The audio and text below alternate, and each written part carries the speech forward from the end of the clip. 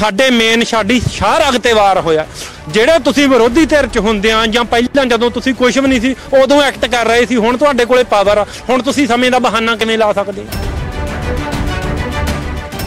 ਅਕਾਲੀ ਦਲ ਦੀ ਸਰਕਾਰ 'ਚ ਪੂਰਾ ਘਟਨਾਕ੍ਰਮ ਵਾਪਰਦਾ 1.5 ਸਾਲ ਉਹਨਾਂ ਕੋਲੇ ਵੀ ਹੁੰਦਾ, ਉਸ ਤੋਂ ਬਾਅਦ 5 ਸਾਲ ਕਾਂਗਰਸ ਕੋਲੇ ਹੁੰਦੇ ਆ। ਆਹ ਸਰਕਾਰ ਨੇ ਹਲੇ ਤੇ ਗੱਲ ਵੀ ਨਹੀਂ ਕਰੀ, ਕਾਰਨ ਕੀ ਮੰਨਦੇ ਹੋ? ਇੱਕ ਸਰਕਾਰ ਨੇ ਉਹ ਕੀਤਾ, ਦੂਜੀ ਸਰਕਾਰ ਜਿਹੜੀ ਆਈ ਉਹਨਾਂ ਨੇ ਉਹਨਾਂ ਨੂੰ ਬਚਾਇਆ ਹੈਗਾ, ਤੇ ਤੀਜੀ ਨੂੰ ਹੁਣ ਅਸੀਂ ਦੇਖ ਰਹੇ ਹਾਂ। ਬਰਗਾੜੀ ਇਨਸਾਫ ਮੋਰਚਾ ਲੱਗਾ ਪਰ ਇਨਸਾਫ ਨਹੀਂ ਮਿਲਿਆ। ਸਿੱਟ ਬਣ ਗਈ, ਸਿੱਟ ਨੇ ਕੰਮ ਜ਼ਰੂਰ ਕੀਤਾ ਪਰ ਰੱਦ ਹੋ ਗਈ।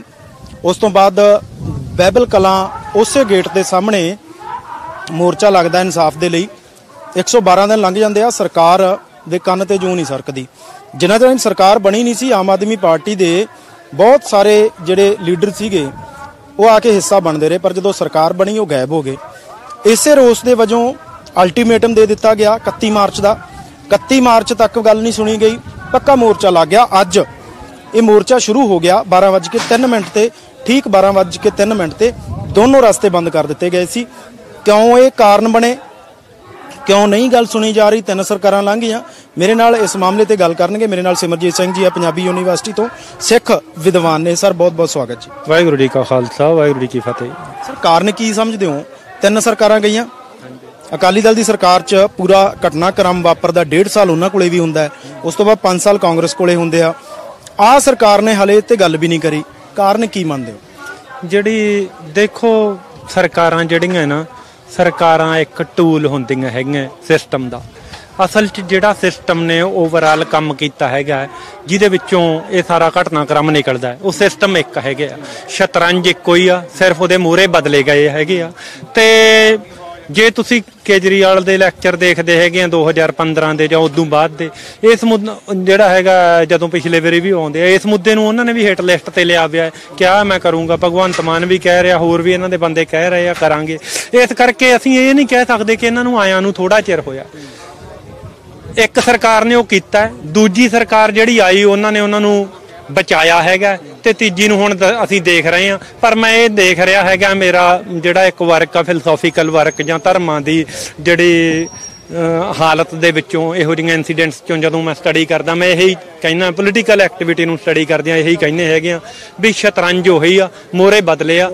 ਸਾਰੇ ਜਿਹੜੇ ਹੈਗੇ ਆ ਉਸੇ ਪੈਟਰਨ ਤੇ ਚੱਲ ਰਹੇ ਹੈਗੇ ਆ। ਇਨਸਾਫ ਦਾ ਇਹਨਾਂ ਨੇ ਬਹੁਤ ਜ਼ਿਆਦਾ ਗੁਹਾਰ ਲਾਈ ਆ ਤੇ ਇਨਸਾਫ ਨੂੰ ਆਧਾਰ ਬਣਾਇਆ ਡੈਮੋਕ੍ਰੇਸੀ ਦਾ।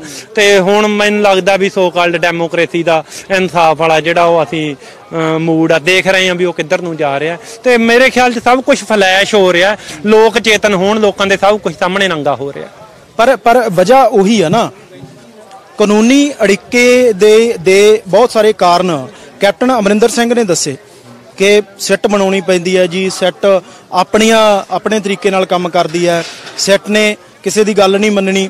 ਦੂਜੀਆਂ ਪਾਰਟੀਆਂ ਕਹਿੰਦੀਆਂ ਹੈ ਕਿ ਸਿੱਟ ਨੂੰ ਪੋਲੀਟੀਕਲ ਦਬਾਅ ਦੇ ਹੇਠ ਕੰਮ ਕਰਨਾ ਪੈਂਦਾ ਹੈ। ਹੁਣ ਉਹੀ ਜਿਹੜੀਆਂ ਧਿਰਾਂ ਨੇ ਉਹ ਸੱਤਾ 'ਚ ਆ ਗਈਆਂ। ਇੱਥੇ ਮੈਂ ਸਟਾਰਟਿੰਗ ਦੇ ਵਿੱਚ ਵੀ ਗੱਲ ਕੀਤੀ ਸੀ ਕਿ ਬਹੁਤ ਸਾਰੇ ਸਰਕਾਰ ਦੇ ਅੱਜ ਸਰਕਾਰ ਦਾ ਹਿੱਸਾ ਨਹੀਂ, ਉਸ ਤੋਂ ਪਹਿਲਾਂ ਵਿਰੋਧੀ ਧਿਰ ਬਣ ਕੇ ਇੱਥੇ ਆਉਂਦੇ ਰਹੇ। ਹੁਣ ਜਿਹੜੇ ਪਹਿਲਾਂ ਸਰਕਾਰ ਦਾ ਹਿੱਸਾ ਸੀ ਉਹ ਅੱਜ ਵਿਰੋਧੀ ਧਿਰ ਬਣ ਕੇ ਅੱਜ ਇਸੇ ਇਨਸਾਫ ਮੋਰਚੇ ਦੇ ਵਿੱਚ ਸ਼ਾਮਲ ਹੋ ਰਹੇ ਆ। ਮਤਲਬ ਇਹ ਸਿਲਸਿਲਾ, ਇਹ ਪੋਲੀਟਿਕਸ, ਇਹ ਸਿਆਸਤ, ਆਪਣੀਆਂ ਸਿਆਸੀ ਰੋਟੀਆਂ ਇਹੀ ਸੇਕੀਆਂ ਜਾਣਗੀਆਂ, ਜਾਂ ਲੱਗਦਾ ਕਿ ਕੋਈ ਇਨਸਾਫ ਮਿਲ ਵੀ ਸਕਦਾ ਹੈ ਕਿਸੇ ਨਾ ਕਿਸੇ ਹਾਲਾਤਾਂ ਦੇ ਵਿੱਚ? ਜਿਹੜੀਆਂ ਸਰਕਾਰਾਂ ਦੇਖੋ ਉਹਨਾਂ ਦਾ ਅਸੀਂ ਜਿਵੇਂ ਮਤਲਬ ਵੈਂਟ ਆਫ ਮਾਈਂਡ ਜਾਣਦੇ, ਜਾਂ ਸਰਕਾਰਾਂ ਸਾਰੀਆਂ ਟੂਲ ਸ਼ਤਰੰਜ ਦੇ ਇੱਕੋ ਤਰੀਕੇ ਨਾਲ ਹੀ ਕੰਮ ਕਰਦੇ ਹੁੰਦੇ, ਉਹ ਤਾਂ ਆਪਾਂ ਨੂੰ ਪਤਾ ਕਲੀਅਰ ਆ, ਉਵੇਂ ਹੀ ਚੱਲ ਰਹੇ ਹੈਗੇ ਆ। ਇਨਸਾਫ ਜਿਹੜਾ ਹੈਗਾ ਉਹ, ਜੇ ਅਸੀਂ ਤਾਂ ਉਵੇਂ ਇਨਸਾਫ ਮੰਗਦੇ ਨਹੀਂ। ਹੁਣ ਇਹਨਾਂ ਨੇ ਇਹਨਾਂ ਨੂੰ ਹੀ ਆਪਦਾ ਜਿਹੜਾ ਮਤਲਬ ਦੇਖਣਾ ਚਾਹੀਦਾ ਹੈਗਾ ਵੀ ਕਿਵੇਂ ਐਕਟ ਕਰਨਾ। ਜਿਨ੍ਹਾਂ ਨੇ ਪਹਿਲਾਂ ਐਕਟ ਜਿਵੇਂ ਕੀਤਾ 2 ਸਰਕਾਰਾਂ ਨੇ, ਉਹਨਾਂ ਨਾਲ ਜੋ ਹੋਇਆ ਹੈਗਾ ਇਹਨਾਂ ਨੂੰ ਪਤਾ ਲੱਗ ਗਿਆ। ਇਹਨਾਂ ਨੇ ਇਹਨੂੰ ਮੂਲ ਆਪਦਾ ਕਿਸਾਨੀ ਨੂੰ, ਹੋਰ 1-2 ਚੀਜ਼ਾਂ ਨੂੰ, ਹੋਰ ਨੂੰ, ਡਿਵੈਲਪਮੈਂਟ ਨੂੰ, ਬੇਅਦਬੀ ਨੂੰ ਮੂਲ ਬਣਾਇਆ ਹੈਗਾ ਕਿ ਅਸੀਂ ਇਹਨਾਂ ਤੇ ਕੰਮ ਕਰਾਂਗੇ। ਤੇ ਕੁੰਵਰ ਵਿਜੇ ਪ੍ਰਤਾਪ ਨੂੰ ਸਟਾਰ ਕੰਪੇਨ ਦੇ ਕੇ ਤੇ ਉਸ ਚੀਜ਼ ਨੂੰ, ਉਹਨਾਂ ਸੈਂਟੀਮੈਂਟਸ ਨੂੰ ਸਿੱਖਾਂ ਦਿਆਂ ਨੂੰ ਰਾਈਜ਼ ਕਰਕੇ ਇਹਨਾਂ ਨੇ ਵੋਟ ਲਈ ਹੈਗੀ ਆ।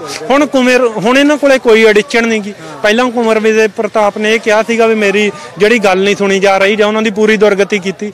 ਹੁਣ ਇਹਨਾਂ ਦੇ MLA ਹੈਗੇ ਆ ਜਿੱਤੇ ਆ ਇਸ ਜਿਹੜਾ ਕਾਦ ਨੂੰ ਲੈ ਕੇ ਜਿੱਤੇ ਹੈਗੇ ਆ, ਸਟਾਰ ਕੰਪੇਨ।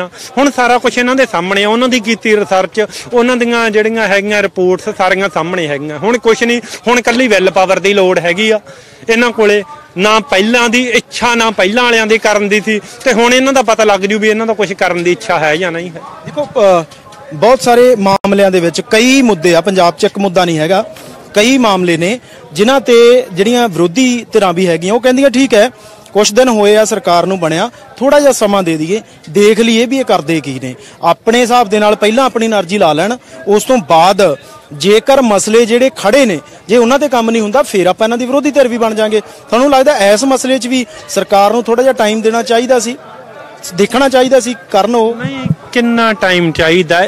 ਇਹ ਮਸਲੇ ਤੋਂ ਅਣਜਾਣ ਕੇਜਰੀਵਾਲ ਸ਼ੁਰੂ ਤੋਂ ਜਦੋਂ ਆ ਰਿਹਾ ਇਸ ਮੁੱਦੇ ਨੂੰ ਆਧਾਰ ਬਣਾ ਰਿਹਾ, ਹੁਣ ਆਧਾਰ ਬਣਾਇਆ, ਉਦੋਂ ਇਹਨਾਂ ਨੂੰ ਪਤਾ ਸੀਗਾ ਨਾ ਇਸ ਮੁੱਦੇ ਦੀ ਅਹਿਮੀਅਤ। ਜਿੰਨਾ ਚਿਰ ਇਹਨਾਂ ਨੇ ਜਿੱਤਣਾ ਸੀਗਾ ਇਸ ਮੁੱਦੇ ਨੂੰ ਆਧਾਰ ਬਣਾ ਕੇ, ਹੁਣ ਇਸ ਮੁੱਦੇ ਨੂੰ ਅੱਖੋਂ ਪਰੋਖੇ ਨਹੀਂ ਕਰ ਸਕਦੇਗੇ।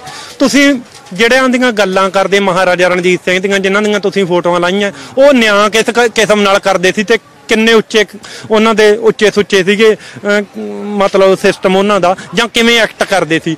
ਜਿਹੜੀਆਂ ਚੀਜ਼ਾਂ ਨੂੰ ਤੁਸੀਂ ਮੁੱਖ ਆਧਾਰ ਬਣਾਇਆ ਹੋਵੇ ਉਹਨਾਂ ਤੇ ਤੁਸੀਂ ਇਹ ਨਹੀਂ ਕਹਿ ਸਕਦੇ ਕਿ ਸਾਨੂੰ ਆਇਆਂ ਨੂੰ ਅਸੀਂ ਕੱਲ ਹੀ ਆਏ ਹੈਗੇ ਆ। ਇਹ ਲੋਕ ਤਾਂ 6-7 ਸਾਲਾਂ ਦੇ ਬੈਠੇ ਆ, ਤੁਸੀਂ ਜਦੋਂ ਮਰਜ਼ੀ ਆਏ ਹੈਗੇ ਆ, ਤੇ ਤੁਸੀਂ ਜਿਨ੍ਹਾਂ ਨੂੰ ਵਿਸ਼ਵਾਸ ਦਿੱਤਾ ਸੀ ਤੁਹਾਨੂੰ ਪਹਿਲਾਂ ਫਸਟ ਰਿਸਪੌਂਡ ਉਹਨਾਂ ਬਾਰੇ ਕਰਨਾ ਚਾਹੀਦਾ ਸੀ। ਇਹਨਾਂ ਨੂੰ ਪਹਿਲ ਦੇ ਆਧਾਰ ਤੇ ਤੁਹਾਨੂੰ ਬਣਦਿਆਂ ਸਾਰੀ ਤੁਹਾਡੀ ਜ਼ਿੰਮੇਵਾਰੀ ਸੀ, ਭਗਵੰਤ ਮਾਨ ਨੂੰ ਆਪ ਇੱਥੇ ਆਉਣਾ ਚਾਹੀਦਾ ਸੀ।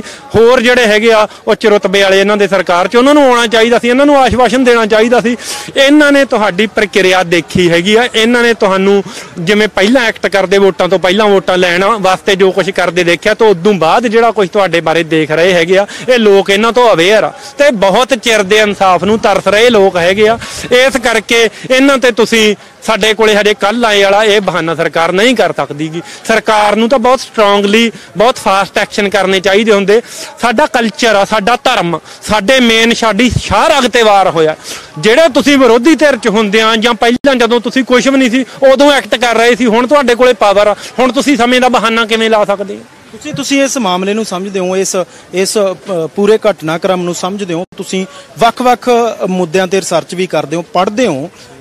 ਹੁਣ ਇਸ ਮਾਮਲੇ ਦੇ ਵਿੱਚ ਕੋਈ ਕਾਨੂੰਨੀ ਅੜਿੱਕਾ ਵੀ ਹੈਗਾ, ਜਾਂ ਜੇ ਹੈ ਤਾਂ ਉਹ ਕਿਵੇਂ ਹਟੂਗਾ, ਜਾਂ ਕੋਈ ਹੋਰ ਕਾਰਨ ਮੰਨਦੇ ਹੋ? ਦੇਖੋ ਮੇਰੇ ਖਿਆਲ 'ਚ 7 ਸਾਲ ਦਾ ਬੀਤ ਜਾਣਾ ਇੱਕ ਵੱਡਾ ਸਵਾਲ ਹੈ। ਮੇਰੇ ਖਿਆਲ 'ਚ ਕੋਈ ਕਾਨੂੰਨੀ ਅੜਿੱਕਾ ਨਹੀਂਗਾ। ਜੇ ਕਾਨੂੰਨੀ ਅੜਿੱਕਾ ਹੋਵੇ ਵੀ ਸਰਕਾਰ ਦੀ ਵਿਲ ਪਾਵਰ ਮੂਰੇ ਕੋਈ ਅੜਿੱਕਾ ਨਹੀਂ ਹੁੰਦਾਗਾ।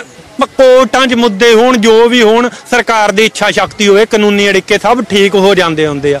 ਇਹ ਲੋਕਾਂ ਨੂੰ ਸਰਕਾਰ ਦੀ ਇੱਛਾ ਸ਼ਕਤੀ ਨਹੀਂ ਲੱਗ ਰਹੀ, ਜਿਹੜੀ ਪ੍ਰੋਬਲਮ ਆ ਸਰਕਾਰ ਦੀ ਇੱਛਾ ਨਹੀਂ ਲੱਗ ਰਹੀ। ਜਿਵੇਂ ਮਸਲੇ ਨੂੰ ਹਜੇ ਲੰਬਾ ਖਿੱਚਿਆ ਜਾ ਰਿਹਾ ਹੈਗਾ ਤੇ ਉੱਥੇ ਹੀ ਪ੍ਰੋਬਲਮ ਆ ਰਹੀ। ਸਰਕਾਰਾਂ ਚਾਹੁਣ ਤਾਂ ਵੱਡੇ ਜਿਹੜੇ ਡੈਮੋਕ੍ਰੇਸੀ ਦੇ ਹਵਾਲੇ ਦਿੰਦੇ ਨਾ, ਵੱਡੇ ਡੈਮੋਕ੍ਰੈਟਿਕ ਕੰਟਰੀ 'ਚ ਮਿੰਟਾਂ 'ਚ ਇਨਸਾਫ ਹੁੰਦੇ ਹੈਗੇ ਆ।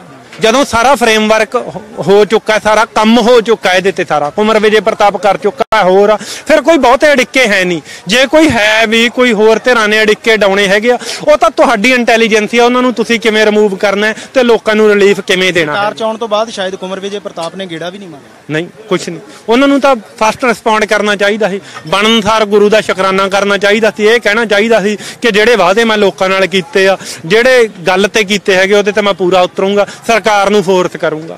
ਜਿੰਨੇ ਵੀ ਨੁਮਾਇੰਦੇ ਕੁੰਵਰ ਵਿਜੇ ਪ੍ਰਤਾਪ ਨੂੰ ਤਾਂ ਖਾਸ ਚਾਹੀਦਾ ਸੀ। ਇੱਥੋਂ ਹੀ ਲੋਕਾਂ ਨੂੰ ਵੀ ਇਹਨਾਂ ਦਾ ਜਿਹੜਾ ਹੈਗਾ ਇੱਛਾ ਦਾ ਜਾਂ ਇਹਨਾਂ ਦੀ ਜਿਹੜਾ ਬੈਂਟ ਆਫ ਮਾਈਂਡ ਦਾ ਪਤਾ ਲੱਗ ਰਿਹਾ ਹੈਗਾ। ਲੋਕਾਂ 'ਚ ਮਾਯੂਸੀ ਹੈ ਇਸ ਗੱਲ ਦੀ। ਆਪਾਂ ਬਿਲਕੁਲ ਉਸੇ ਗੇਟ ਦੇ ਸਾਹਮਣੇ ਖੜੇ ਆ ਜਿੱਥੇ ਪੂਰਾ ਘਟਨਾਕ੍ਰਮ ਵਾਪਰਿਆ ਸੀ। ਇਹੀ ਗੇਟ, ਇਹ ਪਿੰਡ ਦਾ ਨਾਮ ਇਤਿਹਾਸ ਦੇ ਵਿੱਚ ਦਰਜ ਹੋ ਗਿਆ ਕਿ ਆਹ ਘਟਨਾ ਵਾਪਰੀ ਸੀ ਔਰ ਆਹ ਉਹ ਜਗ੍ਹਾ ਸੀ। ਬਿਲਕੁਲ ਉਵੇਂ ਹੀ ਜਿਵੇਂ ਜਲਿਆਂਵਾਲਾ ਬਾਗ ਇੱਕ ਇਤਿਹਾਸਕ ਸਥਾਨ ਬਣ ਗਿਆ। ਹੁਣ ਇਹ ਨਾ ਤਾਂ ਜਲਿਆਂਵਾਲੇ ਬਾਗ ਦਾ ਕੋਈ ਕਿਸੇ ਨੂੰ ਕਦੇ ਇਨਸਾਫ ਮਿਲਿਆ, ਨਾ 84 ਦਾ ਇਨਸਾਫ ਮਿਲਿਆ, ਉਹ ਵੀ ਅੱਜ ਤੱਕ ਅਸੀਂ ਉਲਝਦੇ ਫਿਰਦੇ ਹਾਂ, ਸਾਡੀ ਕੌਮ ਉਲਝਦੀ ਫਿਰਦੀ ਹੈ। ਹੁਣ ਇਸ ਮਾਮਲੇ ਦੇ ਵਿੱਚ ਇਹਨੂੰ ਕੁਝ ਵੱਖਰਾ ਮੰਨਦੇ ਹੋ ਉਹਨਾਂ ਦੇ ਨਾਲੋਂ, ਕਿ ਜਾਂ ਫਿਰ ਉਸੇ ਕੌਮ ਦਾ ਇਹ ਮਾਮਲਾ ਸੀ, ਉਸੇ ਕੌਮ ਉਹੀ ਕੌਮ ਅੱਜ ਵੀ ਕੁਲਝ ਰਹੀ ਹੈ, ਅੱਗੇ ਵੀ ਕੁਲਝਦੀ ਰਹੂਗੀ। ਦੇਖੋ ਇਹ ਸੇਮ ਪ੍ਰੋਸੈਸ ਜੋ ਪਹਿਲਾਂ ਹੋਇਆ ਹੈਗਾ ਉਹੀ ਹੁਣ ਹੋ ਰਿਹਾ ਜੋ 84 ਵੇਲੇ, ਤੇ ਜੇ ਉਸ ਪ੍ਰੋਸੈਸ ਨੂੰ ਤੋੜਨਾ ਹੈ ਤਾਂ ਇਹਦੇ 'ਚ ਨਿਆਂ ਹੋਣਾ ਚਾਹੀਦਾ। ਨਹੀਂ ਹੁੰਦਾ ਤਾਂ ਮਾਮਲਾ ਉੱਥੇ ਹੀ ਖੜਾ ਹੈ। ਜਿਹੜੇ ਉਹ ਸਿੱਖ ਆ ਜਿਹੜੇ ਸ਼ਹੀਦੀ ਦੇ ਗਏ ਹੈਗੇ ਆ, ਉਹਨਾਂ ਨੇ ਆਪਦੇ ਇਸ਼ਟ ਤੇ ਪੂਰੇ ਉਤਰ ਗਏ, ਉਹ ਕੁਰਬਾਨੀ ਦੇ ਕੇ ਗੁਰੂ ਦੀ ਗੋਦ 'ਚ ਜਾਂਦੇ ਰਹੇ ਆ।